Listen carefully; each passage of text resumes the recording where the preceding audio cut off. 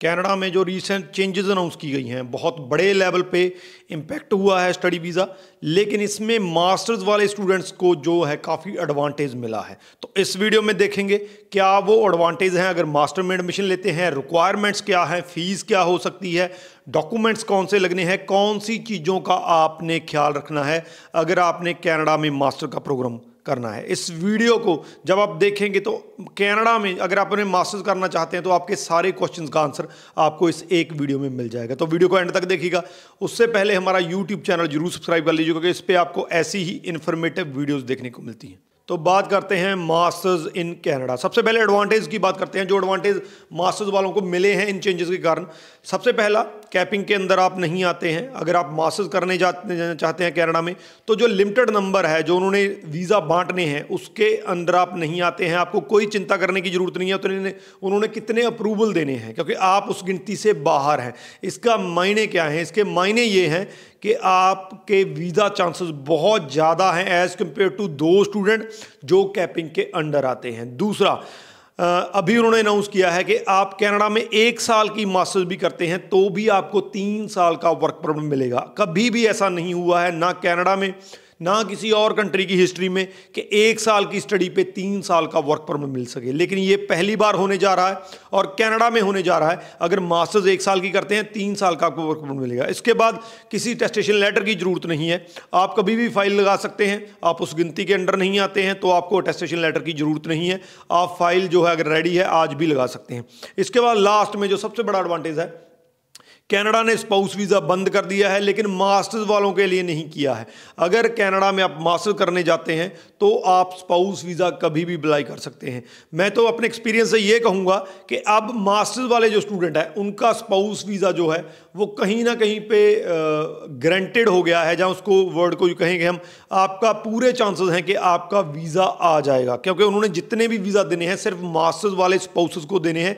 जब ये ban implement हो जाएगा तो ये एडवांटेज है अगर आप कनाडा में मास्टर्स लेते हैं। अब बात करते हैं रिक्वायरमेंट्स की। अगर कनाडा में मास्टर्स आप करना चाहते हैं तो क्या क्या चीज़ें आपको पूरी करनी होंगी, रिक्वायरमेंट्स कौन सी हैं? सबसे पहले, कनाडा में most of the masters programme 4 साल की डिग्री लेते हैं। तो अगर आपने 3 साल की डिग्री कर रखी है, बीएससी कर रखी है, बीसीए कर रखा है, कोई भी ऐसी डिग्री कर रही है, बीकॉम, बीबीए, तो आपको बहुत सी यूनिवर्सिटीज़ एडमिशन शायद ना दें। ये नहीं है कि सारी यूनिवर्सिटी में आपको दिक्कत आएगी, लेकिन मोस्ट ऑफ द यूनिवर्सिटी जो है वो 4 साल की डिग्री जो है उनकी रिक्वायरमेंट है, क्योंकि कनाडा में जो डिग्री होती है वो 4 साल की होती है।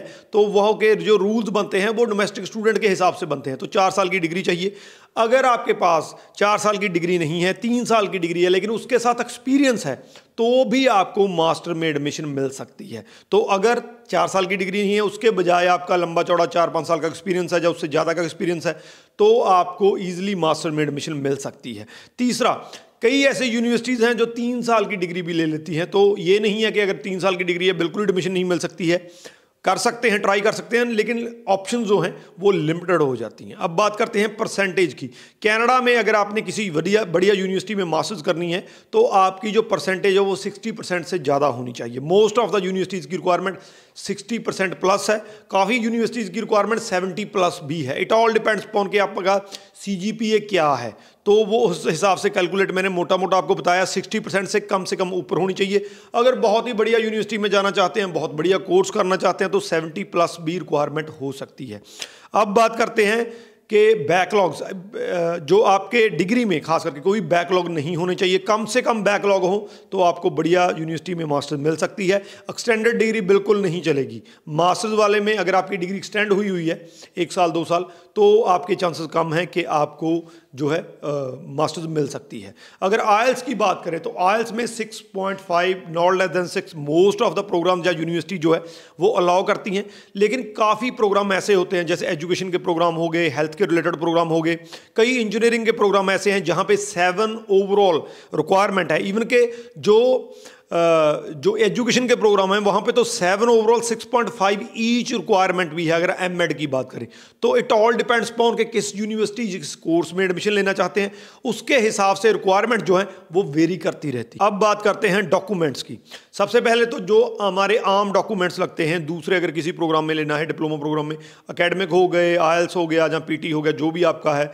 इसके अलावा आपका पासपोर्ट हो गया, जो भी डॉक्यूमेंट जाते हैं। लेकिन इसके अलावा जो स्पेशल डॉक्यूमेंट कई बार वहाँ पर डिमांड होती है, most of the time demand होती है, तो उसमें सबसे पहला है आपकी एसओपी। यहाँ पे अगर मास्टर में एडमिशन लेते हैं, एसओपी आपको देनी पड़ेगी यूनिवर्सिटी को, क्यों आप उस प्रोग्राम को चूज कर रहे हैं, उस यूनिवर्सिटी को क्यों चूज कर रहे हैं, आपको एक्सप्लेन करना होगा।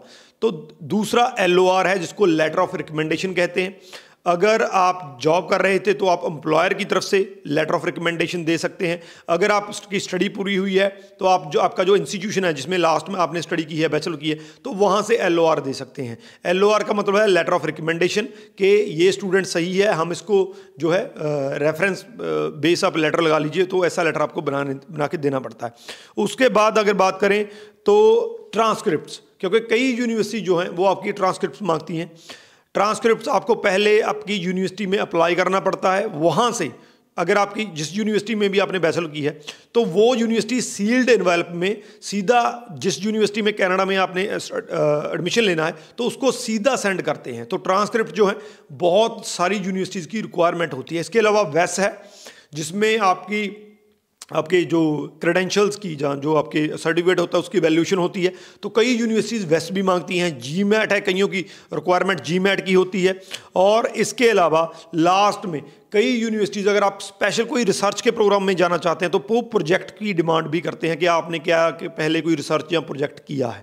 तो ये मोटी मोटी रिक्वायरमेंट्स मास्टर्स की हैं। हालांकि काफ़ी रिक्वायरमेंट्स हैं, डरने की जरूरत नहीं है। ये मैंने सारी की सारी करी हैं, ये जरूरी नहीं है कि सारी की सारी आपको पूरी करनी है।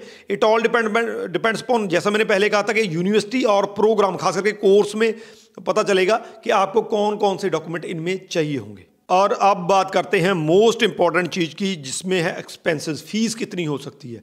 अगर हम यूजुअली ऑन एवरेज फीस की बात करें तो mostly university 20 to 25,000 per year, 20 से $25,000 फीस जो है वो चार्ज करती हैं। कई कोर्सेज में कम हो सकती है, 15,000 से 20,000 तक भी हो सकती है, लेकिन मोस्टली आपको फीस जो है वो 20 के राउंड या 20 से ज़्यादा मिलेगी। तो डिपेंड करेगा किस यूनिवर्सिटी में एडमिशन ले रहे हैं, किस कोर्स में आप एडमिशन ले रहे हैं। फीस जो है आपकी वो 1 साल की आपको पे करनी है, क्योंकि अगर आपने एसडीएस कैटेगरी में अप्लाई करना है तो आपको 1 साल की फीस पे करनी पड़ती है। और लास्ट में बात करते हैं कि कौन से कोर्स आप ले सकते हैं। यहाँ पे 2 टाइप के कोर्स हैं कनाडा में, एक कोर्स बेस्ड है और दूसरे जो हैं रिसर्च बेस्ड हैं। तो कोर्स बेस्ड जो मास्टर्स होती है उसमें आपको सिंपल स्टडी जैसे स्टडी होती है, लेकिन उसमें प्रोजेक्ट जरूर होता है, प्रोजेक्ट आपको करना होता है। इसके अलावा आपके एग्जाम्स वगैरह प्रॉपर सारा वही होता है जो आपका पीजी प्रोग्राम जैसे प्रोग्राम में होता है। लेकिन जो रिसर्च बेस्ड मास्टर्स है उसमें आपको थीसिस देना होता है। जैसे इंडिया में आप थीसिस देते हैं तो वो थीसिस जो है वो आपके कैरिकुलम का पार्ट होता है। अब जो थीसिस बेस्ड या रिसर्च बेस्ड मास्टर्स होती है वो 2 साल के अंदर भी पूरी हो सकती है। कई मास्टर्स का जो थीसिस है वो 2 साल की स्टडी के अलावा होता है, तो वो 2 साल से ऊपर भी जा सकती हैं। तो दो तरह की मास्टर्स बेसिकली हैं, जो है एक कोर्स बेस हो गई, दूसरी रिसर्च बेस हो गई। हालांकि मुझे पता है कि वीडियो काफ़ी लंबी हो गई है, लेकिन इस वीडियो को देखने के बाद आपको मास्टर्स के बारे में, कनाडा में कौन सी रिक्वायरमेंट है, फीस कितनी है, सारे के सारे आपके क्वेश्चन जो है वो दूर हो जाएंगे। फिर भी कोई क्वेश्चन है, नंबर नीचे दिए गए कॉन्टैक्ट कर सकते हैं, जहां आप अपना जो मैसेज है छोड़ सकते हैं। इसके अलावा इस वीडियो को शेयर जरूर कर दीजिए, क्योंकि इतनी ज़्यादा इंक्वायरी इस टाइम पे मास्टर्स को लेकर है। 1 साल की मास्टर्स चाहते हैं तो भी, और अगर 2 साल की मास्टर चाहिए, मैंने आपको बताया नंबर नीचे दिए गए, हमें कॉन्टैक्ट कर सकते हैं। बाकी शेयर जरूर कर दीजिए maximum to maximum. Rajveer Chahal, thank you so much.